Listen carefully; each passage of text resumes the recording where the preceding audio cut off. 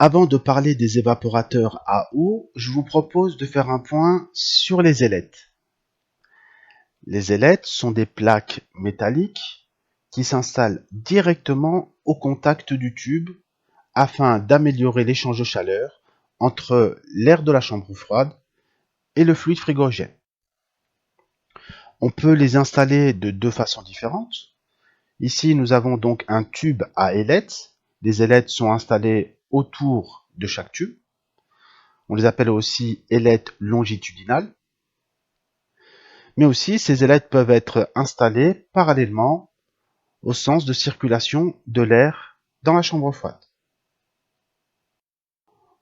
Au niveau du choix des ailettes, il faudra prendre en compte deux éléments très importants: l'écartement et le matériau utilisé.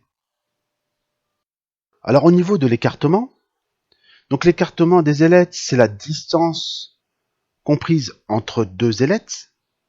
On l'appelle aussi le pas.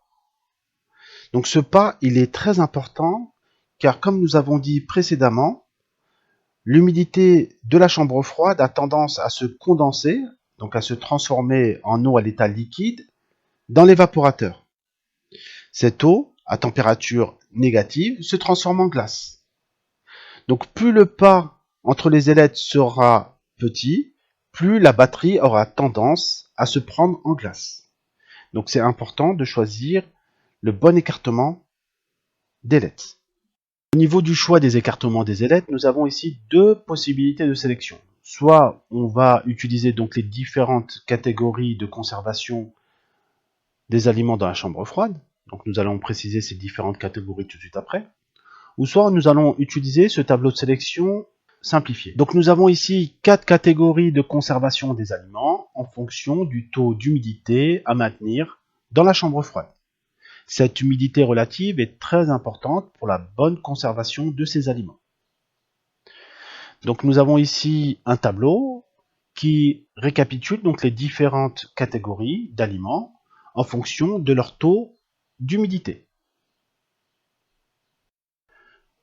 Donc au niveau de la catégorie 1, pour les très hautes humidités relatives, c'est-à-dire que l'humidité devra être comprise entre 80 et 95%, donc nous retrouvons certains fromages, certains légumes comme les épinards, la laitue, les choux de Bruxelles, mais aussi le beurre emballé.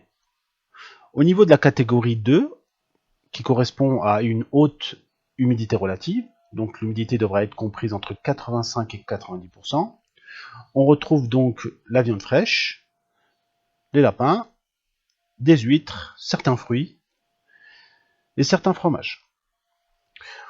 Au niveau de la catégorie 3, donc là on a une humidité relative moyenne qui devra être donc comprise entre 80 et 85%. Donc là on retrouve les viandes en quartier, les oignons, la volaille fraîche. Pardon.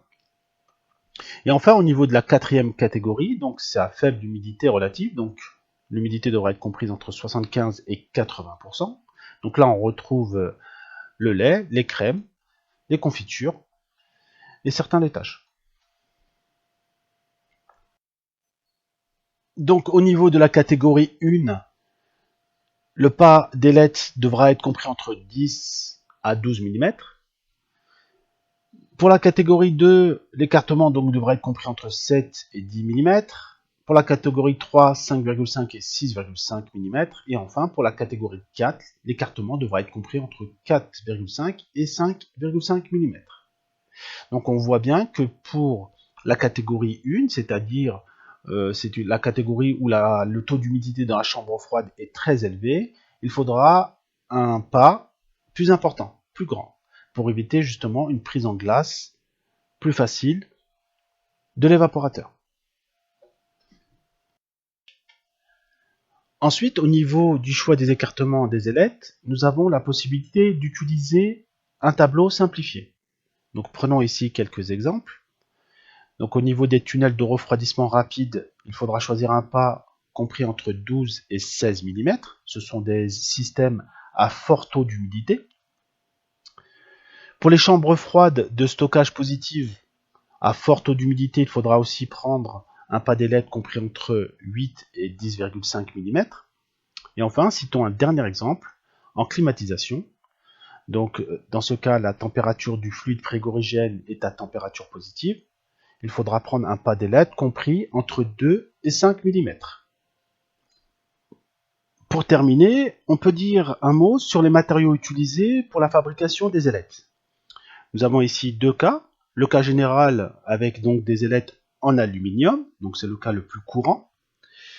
Et pour les ambiances agressives ou marines, par exemple si votre évaporateur est installé dans un bateau de pêche, il faudra utiliser des ailettes en acier inoxydable.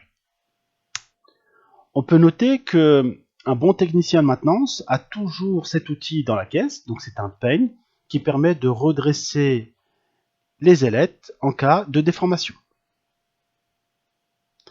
Donc ça sera tout pour les ailettes et puis je vous dis à tout de suite pour les évaporateurs à eau.